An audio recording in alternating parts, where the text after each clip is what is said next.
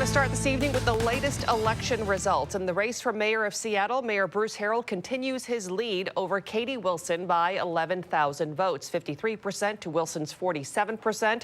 Harrell is trying to become the first Seattle mayor to win re-election in 20 years. Taking a closer look at the Seattle mayor's race, which people have been monitoring on a national level as part of a narrative that voters are leaning left in major cities. Incumbent Bruce Harrell has been bucking that trend in the last couple of days, at least during the initial count.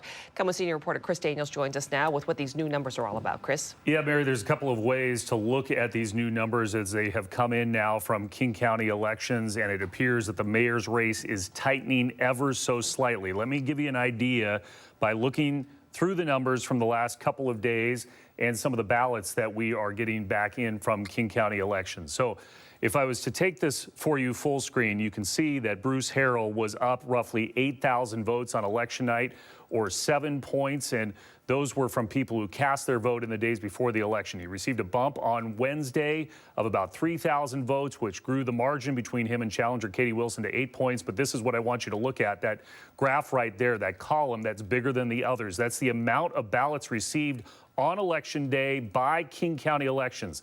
The office tells me today it received just over 114,000 ballots in drop boxes on election day in Seattle. That is nearly 30,000 more than the primary election day in 2023 and more than the 93,000 received at drop boxes in Seattle in 2021. Turnout in Seattle is now at 55% in this general election. That's 11 points higher than what is being seen right now throughout King County. So as we crunch these numbers, 53 to 47 between Bruce Harrell and Katie Wilson. Again, the margin has narrowed somewhat in what is considered a day that you typically see a big drop in the numbers, a big dump, as we like to say in this business, of numbers in an election cycle. So the race has narrowed, but there is still a gap of about 10,000 votes in the mayor's race. King County elections said it would expect to count as many or more ballots on Friday. But this is the surge that we have discussed with young voters tending to vote on election day that has led to a progressive swing,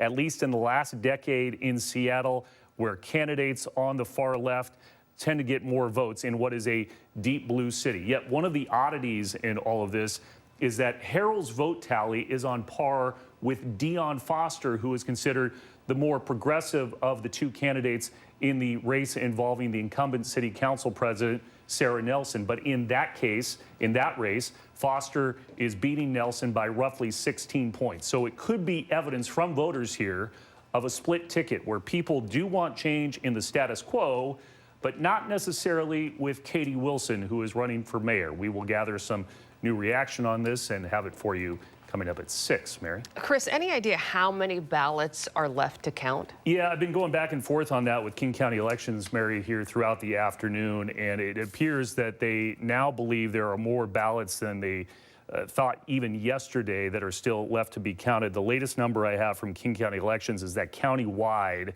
they believe there's 154,000 ballots left to count. So there's a question on just how many are left in the city of Seattle. Again, there was a big surge in ballots that were dropped off on election day in those ballot boxes. But today I can tell you 36,000 votes were counted, and the margin in that mayor's race only shrunk by about 1,000 votes. So that's good news if you're Bruce Harrell, the incumbent, but also I think Katie Wilson's probably looking at this right now saying there were a lot of ballots dropped off on election day in places like Capitol Hill in Seattle, and so there potentially is room for her to get that margin even smaller here on Friday. We'll see what happens. Chris, thank you very much.